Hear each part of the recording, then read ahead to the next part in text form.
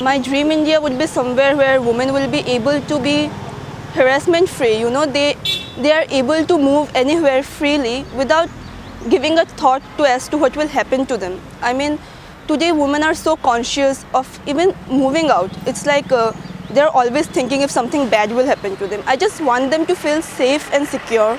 I don't want people to judge them, and they should be free to do anything they want. I want more opportunities to be made available to them, and that's it.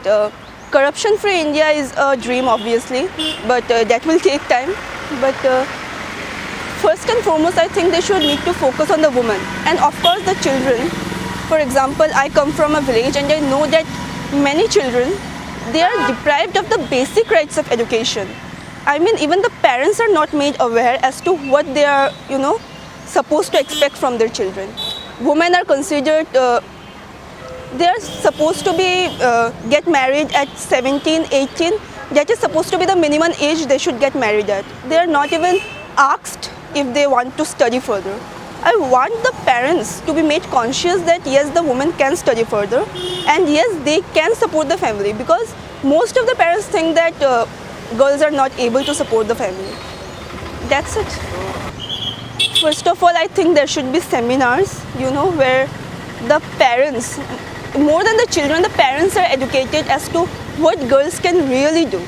More opportunities, easy, available opportunities should be made, not in the towns, especially in the villages, because that's where the girls are suffering the most. And also in towns, the jobs should be made more available. And obviously offenders, offenders who are roaming freely in India, they should be punished severely. And if only they are punished, they would get a lesson as to not do it again. That's it.